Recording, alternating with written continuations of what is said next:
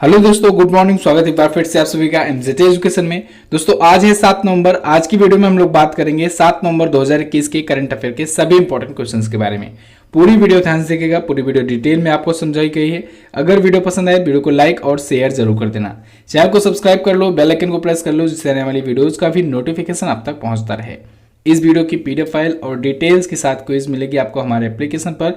तो Google play store पर जाकर के आप एमजेटी ऐप डाउनलोड कीजिए, वहीं पर आपको सभी वीडियो कोर्सेज ई बुक वगैरह मिलेंगे। और हाँ दोस्तों, आज से अब लगातार वीडियो जाएंगी यूट्यूब पर भी और वीडियो कोर्सेज पर भी। दिवाली की छुट्टियां हो गई हैं समाप्त, तो अब से लगातार वीडियो जाएंगी। तो चैनल को सब्सक्राइब करके बेल आइकन को प्रेस कर लीजिए। और वीडियो कोर्स जिन लोगों ने लिया है उनकी भी क्लासेज आज से तेजी से आनी शुरू हो जाएंगी। चलिए अब बात करते हैं लास्ट डे के क्वेश्चंस की। लास्ट डे का मेरा पहला क्वेश्चन था आपसे, स्टारलिंक सैटेलाइट उद्यम में भारत के प्रमुख कौन हैं? तो वो हैं संजय भार्गव। विश्व बधिर जूडो चैंपियनशिप कहाँ आयोजित हुआ? ये पेरिस फ्रांस में आयोजित हुआ।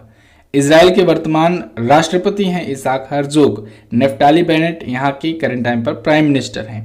यस बैंक की स्थापना 2004 में हुई थी, मुंबई में हेडक्वार्टर्ड है। क्लियर है? चलिए बात करते हैं आज के दिन के पहले क्वेश्चन की। पहला क्वेश्चन, विश्व सुनामी जागरूकता दिवस कब मनाया जाता है? तो ये दोस्तों प्रत्येक वर्ष 5 नवंबर को मनाया जाता है विश्व सुनामी जागरूकता दिवस या विश्व वर्ल्ड सुनामी अवेयरनेस डे। तो ये सुनामी जो होती है उसके बारे में अवेयरनेस फैलाने के लिए, सुनामी या फिर ऐसी कोई बड़ी समुद्री आपदा जो होती है इसके बारे में अवेयरनेस फैलाने के लिए ये दिवस मनाया जाता है। सुनामी होता क्या है? सुनामी दोस्तों जब भौगोलिक उथल पुथल होता है, मोस्टली अगर देखा जाए तो भूकंप के केसेस में, जब समुद्रों में जब भूकंप उठता है, प्लेटें इधर उधर खिसकती हैं, उसके बाद तरंगे जो उठती हैं, जो समुद्री लहरें उठती हैं, उसकी वजह से बहुत बड़ी मात्रा में पानी जो होता है, जल का स्तर जो होता है वो तटीय इलाके को डुबा देता है। वही होता है एक प्रकार की सुनामी। ठीक है, ये भूकंप से ही लिंक होती है कहीं ना कहीं। दुनिया में सबसे ज़्यादा सुनामी से प्रभावित देश है इंडोनेशिया। ये पॉइंट आपको याद रखना है। आप जापान को भी जानते होंगे, जापान में भी बहुत ज़्यादा आया करता है, लेकिन सबसे ज़्यादा प्रभावित देश अगर पूछा जाए तो आप इंडोनेशिया बताएंगे। अगला क्वेश्चन, वन ग्लोबल वियतनाम शिखर सम्मेलन की मेजबानी किसने की? तो वन ग्लोबल वियतनाम समिट दोस्तों ये फ्रांस में आयोजित की गई, फ्रांस के पेरिस में ये आयोजित की गई। ये 4 और 5 नवंबर को आयोजित की गई पेरिस फ्रांस में। वन ग्लोबल वियतनाम, इसकी थीम थी टैलेंट, इनोवेशन, सस्टेनेबिलिटी। ये समिट आयोजित करने का मेन पर्पज यही था कि आने वाले डिकेड में वियतनाम और व्यापक विश्व में जो टैलेंट है या फिर जो इनोवेशंस है या फिर जो सस्टेनेबिलिटी है, इन नीतियों को जोड़ा जा सके वियतनाम से भी। ठीक है, तो इसलिए ये आयोजित किया गया वन ग्लोबल वियतनाम शिखर सम्मेलन। यहाँ पर शिखर कर लीजिए, शिखर सम्मेलन। ठीक है, वियतनाम समिट है ये। अब देखिए इस साल में या कहीं पिछले कुछ दिनों में ही बहुत सारी समिट हुई हैं। जैसे अभी आपने देखा COP26 समिट चल रही है, ये 1 नवंबर से 10 नवंबर तक चलेगी। कहां पर आयोजित हो रही है? ये ग्लासगो स्कॉटलैंड में आयोजित हो रही है। इसके अलावा दोस्तों अभी इटली के रोम में कौन सा सम्मेलन हुआ? G20 का सम्मेलन हुआ। भारत ने इस बार 13वें ब्रिक्स सम्मेलन की मेजबानी की है। ब्रिक्स समिट इस बार 13वां संस्करण था, भारत ने इसकी मेजबानी की है। इसके अलावा अभी एक हुआ था ब्रुनेई में कौन सा हुआ था? ब्रुनेई में हुआ था 16वां पूर्व एशिया शिखर सम्मेलन। तो ये आपको याद रखना है। इसके अलावा अभी SCO की समिट हुई थी, संघाई कोऑपरेशन ऑर्गेनाइजेशन की। ये कहां पर हुई थी? दुशांबे तजाकिस्तान में ये आयोजन हुआ था। तो ये पिछली कुछ आयोजन हुए हैं, इनको आपको याद रखना है। क्लियर है? चलिए अगला देखते हैं। अच्छा, फ्रांस के बारे में भी थोड़ा सा जान लो। पेरिस यहाँ की राजधानी है। पेरिस में दोस्तों FATF का हेडक्वार्टर है, फाइनेंशियल एक्शन टास्क फोर्स का हेडक्वार्टर है। इसके अलावा यूनेस्को का भी हेडक्वार्टर है। UNESCO, United Nations Educational Scientific and Cultural Organization, इसका भी हेडक्वार्टर कहाँ पर है? पेरिस में ही है। पेरिस में ही 1904 में फीफा की स्थापना हुई थी।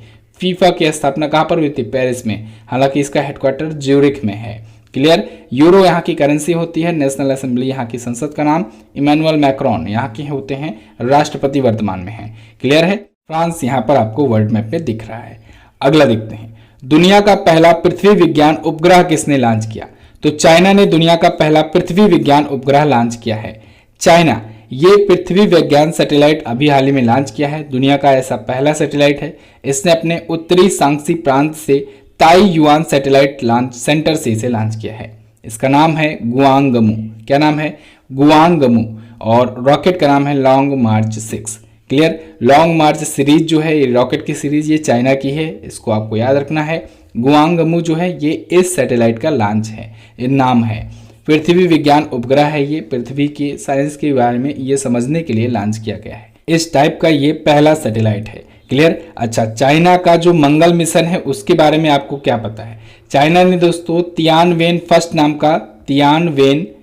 फर्स्ट नाम का एक मंगलयान लॉन्च किया था। ठीक है, उसने वहां पर ज़्यूरोंग नाम का रोवर उतारा। ये आपको याद रखना चाहिए, बहुत इंपॉर्टेंट है। यहीं पर बगल में इसी साल 2021 में ही दोस्तों अमेरिका ने भी एक मंगल मिशन किया। परसेवरेंस नाम का उसका गया था। ठीक है, अंतरिक्ष यान था, और उसने इंजेन्युटी नाम का हेलीकॉप्टर उतारा। किस नाम का? इंजेन्युटी नाम का। इसके अलावा होप मिशन हुआ किस देश का? यूएई का। यूएई, यूनाइटेड अरब अमीरात ने होप मिशन किया। ये 3 के 3 मंगल मिशन है, इसको आप याद रखना है, इसे आपको याद रखना है, इसी साल का है। ठीक है, 2013 में भारत ने मंगलयान किया था लॉन्च, और 2014 में वो पहुंचा था। तो भारत भी मंगल मिशन कर चुका है। अब चाइना के बारे में भी जान लो। चाइना की राजधानी होती है बीजिंग। बीजिंग में ही दोस्तों ये एससीओ का हेडक्वार्टर है, संघाई कोऑपरेशन ऑर्गेनाइजेशन का। इसके अलावा अभी होने वाला है कौन सा ओलंपिक? शीतकालीन ओलंपिक। 2022 का शीतकालीन ओलंपिक बीजिंग में ही होगा। इसके अलावा बीजिंग में ही एशियाई खेल होंगे, एशियन गेम्स भी होंगी। ठीक है, एशियन गेम्स 2022 कहाँ पर होंगे? बीजिंग में होंगे। रैन में भी युआन यहाँ की करेंसी है। पीपुल कांग्रेस यहाँ की संसद का नाम है। शी जिनपिंग यहाँ के हैं प्रेसिडेंट। सर्वाधिक जनसंख्या है यहाँ का। WHO ने मलेरिया मुक्त भी घोषित किया है अभी हाल फिलहाल में चाइना को। क्लियर है? चलिए अगला देखते हैं। हाल ही में किसे अंतर्राष्ट्रीय न्यायालय के न्यायाधीश के रूप में चुना गया? तो अभी हाल ही में ऑस्ट्रेलिया की हिलेरी चार्ल्सवर्थ को दोस्तों नियुक्त किया गया है अंतर्राष्ट्रीय न्यायालय में न्यायाधीश के रूप में। हिलेरी चार्ल्सवर्थ, ये आपको इमेज में दिख रही हैं। ये दोस्तों ये प्रोफेसर भी रह चुके हैं, इसके अलावा ये जज भी है। ठीक है, ये जस्टिस हैं, कहाँ की? ऑस्ट्रेलिया की। तो इनको अभी हाल ही में नियुक्त किया गया है इंटरनेशनल कोर्ट ऑफ जस्टिस में एज ए जस्टिस। ये किसकी जगह पर आएंगे? ये आएंगी जेम्स कॉफर्ड की जगह पर। जेम्स कॉफर्ड एक्चुअली में दोस्तों इनकी डेथ हो गई है। अभी 9 साल का कार्यकाल होता है वहाँ के जो जज होते हैं, ठीक है, अंतर्राष्ट्रीय न्यायालय के। तो ये 7 साल का कार्यकाल पूरा किए थे, इनका लगभग 2 साल का कार्यकाल बचा हुआ था। तो अब इस 2 साल के कार्यकाल के लिए इनको नियुक्त किया गया है। ऑस्ट्रेलिया की एक सीनियर एक जज हैं हिलेरी चार्ल्सवर्थ, तो ये 2 सालों के लिए अभी आई हुई हैं। क्लियर है? ध्यान रखिएगा, अंतर्राष्ट्रीय न्यायालय जो है वो द हेग में है, नीदरलैंड के द हेग में है। ठीक है, और इसमें 15 जज होते हैं। 15 जज होते हैं और प्रत्येक जज का जो कार्यकाल होता है वो 9 वर्षों का होता है। कितने वर्षों का होता है? 9 वर्षों का होता है। तो इसको आपको याद रखना है, इंपॉर्टेंट है, ये पूछा जाता है। क्लियर है? चलिए अगला देखते हैं। हाल ही में किसे तेंजिंग नार्गे राष्ट्रीय साहसिक पुरस्कार से सम्मानित किया गया? तो अभी हाल ही में 2 सेना के अधिकारियों को, लेफ्टिनेंट कर्नल सर्वेश धरवाल और कर्नल अमित बिष्ट, इन दोनों को दोस्तों तेंजिंग नार्गे राष्ट्रीय साहसिक पुरस्कार से सम्मानित किया गया है। लेफ्टिनेंट कर्नल सर्वेश धरवाल और कर्नल अमित बिष्ट, ये दोनों आपको यहाँ पर इमेज में दिख रहे हैं। इन दोनों को सम्मानित किया गया है। किसके द्वारा? केंद्रीय युवा और खेल मंत्रालयों के द्वारा ये सम्मानित किए गए हैं। क्लियर है? इसमें से जो लेफ्टिनेंट कर्नल सर्वेश धरवाल हैं उनको स्काई डाइविंग के लिए सम्मानित किया गया है, और अमित बिष्ट को जमीनी गतिविधियों के लिए सम्मानित किया गया है। क्लियर है? ये काफी प्रतिष्ठित सम्मान होता है तेंजिंग नार्गे राष्ट्रीय साहसिक पुरस्कार। अगला क्वेश्चन देखते हैं। बार्सिलोना फुटबॉल क्लब के मुख्य कोच कौन बने? तो वो बन गए हैं दोस्तों जावी हर्नांडेज। जावी हर्नांडेज ये बार्सिलोना जो फुटबॉल क्लब है, जो बहुत ही फेमस फुटबॉल क्लब है, उसके नए मुख्य कोच होंगे। बार्सिलोना फुटबॉल क्लब हुआ, या आप देखते हो लिवरपूल हुआ। ठीक है, बहुत सारे ऐसे फुटबॉल क्लब हैं यूरोपियन कंट्रीज के आसपास में। ठीक है, क्योंकि वहां पर फुटबॉल बहुत ज्यादा पॉपुलर है। तो उन्हीं में से एक फुटबॉल क्लब है बार्सिलोना फुटबॉल क्लब, जिसमें जावी हर्नांडेज को मुख्य कोच नियुक्त किया गया है। तो ये अभी वाले सीजन में और आगे के 2 सीजन के लिए ये नियुक्त किए गए हैं, यानी लगभग 3 वर्ष समझ लीजिए इस वर्ष को मिला करके। क्लियर? इससे पहले कहाँ थे? इससे पहले ये कतर में एक क्लब है, क्लब अल साद, तो उसमें थे ही कोच के रूप में काम कर रहे थे, लेकिन उसको अब छोड़ दिए हैं, अब आ गए हैं बार्सिलोना के फुटबॉल क्लब के कोच के रूप में। क्लियर है? अच्छा, बार्सिलोना फुटबॉल क्लब से ही रिलेटेड अभी एक न्यूज आई थी दोस्तों। कौन सा ऐसा खिलाड़ी है दुनिया का महानतम खिलाड़ी जिसने दोस्तों बार्सिलोना क्लब को छोड़ा है? तो याद रखना है आपको, लियोनेल मेसी। लियोनेल मेसी 18 वर्षों के बाद बार्सिलोना क्लब को अभी हाल फिलहाल में छोड़ दिए हैं। ठीक है, तो अंतर्राष्ट्रीय मैचों में वो दूसरे सबसे ज्यादा गोल करने वाले खिलाड़ी भी हैं रोनाल्डो के बाद। तो ये भी क्वेश्चन इंपॉर्टेंट है, इसको भी याद रखना है। इसी वजह से भी चर्चे में रहा था बार्सिलोना फुटबॉल क्लब अभी पिछले दिनों में भी। अगला, नेल्सन मंडेला नोबेल शांति पुरस्कार 2021 से किसे सम्मानित किया गया? तो अभी हाल ही में अजय कुमार शर्मा को नेल्सन मंडेला नोबेल शांति पुरस्कार 2021 से सम्मानित किया गया है। अजय कुमार शर्मा को नेल्सन मंडेला से। नेल्सन मंडेला दोस्तों आपको पता होगा, दक्षिण अफ्रीका के ये पहले लोकतांत्रिक तरीके से बने हुए राष्ट्रपति थे। तो इनके ही सम्मान में, इन्हीं के नाम से Nelson Mandela Nobel peace award 2021, इनके नाम से कई अवार्ड दिए जाते हैं। उनमें से एक ये भी है, नेल्सन मंडेला नोबेल शांति पुरस्कार। तो अभी हाल ही में अजय कुमार शर्मा, जो कि मोरल ग्रुप ऑफ कंपनीज के ये एमडी हैं, मैनेजिंग डायरेक्टर हैं, इनको सम्मानित किया गया है। पिछले 14 वर्षों में जो एंटरप्रेन्योर्स के डेवलपमेंट को लेकर के, युवाओं को रोजगार दिलाने के लेकर के, इन सब से रिलेटेड जो इनके काम रहे हैं, उनको देखते हुए ये पुरस्कार इनको दिया गया है। नेल्सन मंडेला नोबेल शांति पुरस्कार अकेडमी है एक, उसी के द्वारा ये अवार्ड दिया जाता है। क्लियर? अच्छा, उत्तर प्रदेश पुलिस कांस्टेबल का खाकी बैच आया ही हुआ है दोस्तों। आज से इस पर तेजी से क्लासेस आएंगी। जिन लोगों ने कोर्स लिया है तो उनको आज से क्लासेस मिलना स्टार्ट हो जाएंगी।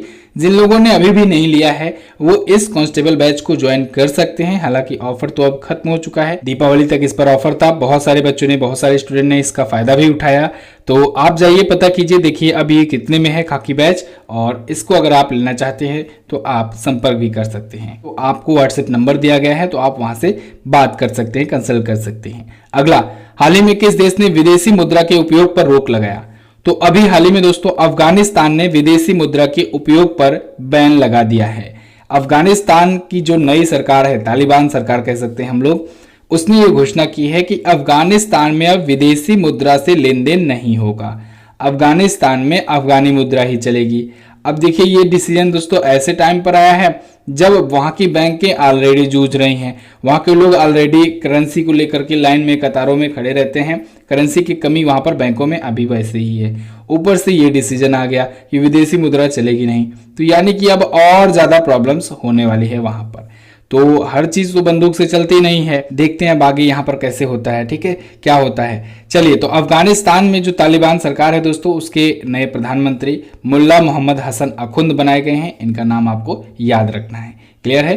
तालिबान दोबारा से कब्जा कर लिया है। इससे पहले ये 2000 के दशक में, या कह सकते हैं हम लोग 1997-98 के टाइम पर ये कब्जा किया था एक बार पहले भी अफगानिस्तान। ठीक है, अभी 2021 में एक बार फिर से इसने कब्जा कर लिया है। अगला क्वेश्चन, किस देश ने दुनिया की पहली कोविड-19 दवा मोलनुपिराविर को मंजूरी दी? तो अभी हाल ही में दोस्तों ब्रिटेन ने दुनिया की पहली कोविड-19 की दवा मोलनुपिराविर को मंजूरी दे दी है। ब्रिटेन पहला देश बन गया है दुनिया का जिसने इस दवा को मंजूरी दी है अपने देश में।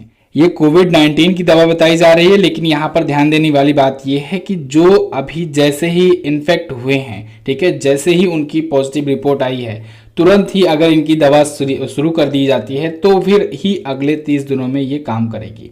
लेकिन अगर जो गंभीर रूप से संक्रमित हो चुके हैं उनके लिए ये काम में नहीं आएगी। तो शुरुआती लक्षणों के लिए है ये दोस्तों मोलनुपिराविर दवा, और इसको बनाया है अमेरिका की मर्क एंड को इंक, और एक है रिजबैक बायोथेराप्यूटिक्स। इन दोनों कंपनियों ने मिल करके संयुक्त रूप से इसे डेवलप किया है। तो कोविड-19 के हल्के और संक्रमण के लिए ये है, ऐसे मरीजों को दिया जा सकता है। कोरोना रोधी दवा को मंजूरी देने वाला पहला देश बन गया ब्रिटेन। क्लियर? अगला देखते हैं। ड्वेन ब्रावो ने अंतरराष्ट्रीय क्रिकेट से संन्यास की घोषणा की। ये किस देश के खिलाड़ी हैं? तो ये दोस्तों हैं वेस्ट इंडीज के खिलाड़ी ड्वेन ब्रावो। यहाँ पर इमेज में आपको दिख रहे हैं, ये वेस्ट इंडीज के ऑलराउंडर थे। अभी इन्होंने क्रिकेट के सभी फॉर्मेट से संन्यास की घोषणा कर दी है। ड्वेन ब्रावो दोस्तों ये ऐसे खिलाड़ी हैं जो दुनिया के लगभग सभी लीग मैचेस को खेलते हैं। दुनिया में जितनी भी लीग मैचें होती हैं, चाहे आईपीएल हो, चाहे सीपीएल हो, चाहे बिग बैश हो, हर जगह पर ये खेलते हैं। ठीक है, ड्वेन ब्रावो। और इन्होंने अभी हाल ही में संन्यास की घोषणा कर दी है। इन्होंने अभी आखिरी T20 मैच खेला, अभी वर्ल्ड कप चल ही रहा है, तो ऑस्ट्रेलिया के खिलाफ इन्होंने खेला नवंबर में 2021 में, इसी महीने में। ये टोटल अपने कैरियर में 90 T20 मैचों में 1245 रन बनाए हुए हैं। अब चूंकि ये ऑलराउंडर हैं, इस वजह से 78 विकेट भी इन्होंने लिए हुए हैं। 2004 में जब वेस्ट इंडीज चैंपियंस ट्रॉफी जीती थी, 2012 में और 2016 में जब T20 वर्ल्ड कप जीती थी, तो उस तीनों बार में ये टीम के हिस्सा थे। किसी वर्ल्ड कप विजेता टीम का हिस्सा होना एक बड़ी बात होती है, क्योंकि वर्ल्ड कप वही टीम जीतती है जिसमें सभी खिलाड़ी लगातार प्रदर्शन किए रहते हैं पूरी की पूरी सीरीज में। ठीक है, तो यहाँ पर तीन समझ लीजिए आईसीसी की ट्रॉफी में ये हिस्सा थे। ठीक है, उसकी विजेता ट्रॉफी में। तो दुनिया में सबसे ज़्यादा लीग मैच खेलने वाले भी ये खिलाड़ी हैं, ड्वेन ब्रावो। फिलहाल इन्होंने संन्यास की घोषणा कर दी है। क्लियर? तो बस दोस्तों, ये तो थे हमारे आज के दिन के टॉप 10 करंट अफेयर के क्वेश्चंस। आई होप आपको वीडियो आई होगी पसंद। वीडियो अगर पसंद आई है तो वीडियो को लाइक कर दीजिए, शेयर कर दीजिए अपने दोस्तों के पास, और अगर चैनल को सब्सक्राइब नहीं किए हो तो चैनल को सब्सक्राइब जरूर कर लेना। इसके अलावा दोस्तों, यूपीएसआई का मॉक टेस्ट आया हुआ है और इसका प्राइस मैंने नहीं बढ़ाने का फैसला लिया है। ये 99 आपको दिख रहा है, आपको 99 नहीं पे करना है, आपको पे करना है 49। आप यूपीएसआई 10 कूपन कोड डालेंगे तो आपको ये मिल जाएगा 49 में। अब समय बहुत कम बचा है, तो ऐसे में आप 10 फुल मॉक टेस्ट को सॉल्व कर सकते हैं। यूपीएसआई का मॉक टेस्ट है, आप इसे सॉल्व कर सकते हैं एमजेटी ऐप पर जा करके। जाइए देखिए, डिटेल एक्सप्लेनेशन के साथ है, लेटेस्ट एग्जाम पैटर्न पर आधारित है और एक्सपर्ट द्वारा तैयार किया गया है। इस मॉक टेस्ट को आप जरूर सॉल्व कीजिए। एमजेटी ऐप पर जाएंगे आप तो यहाँ पर मॉक टेस्ट सेक्शन में जाकर के आपको ये मिल जाएगा, वहां से आप सॉल्व कर सकते हैं। चलिए अब जाते जाते इन 4 क्वेश्चंस का आंसर करते जाइए। मेजर ध्यानचंद खेल रत्न पुरस्कार का पुराना नाम क्या था? खेल रत्न पुरस्कार 2021 के प्राप्तकर्ता कृष्णा नागर, इनका संबंध किस खेल से है? डेमन गुलगट, इनको किस पुस्तक के लिए बुकर पुरस्कार से सम्मानित किया गया? राष्ट्रीय आयुर्वेद दिवस किसकी जयंती पर मनाया जाता है? सभी क्वेश्चन अच्छे क्वेश्चन हैं, इसके बारे में जो भी पता हो डिटेल में जरूर आंसर करना।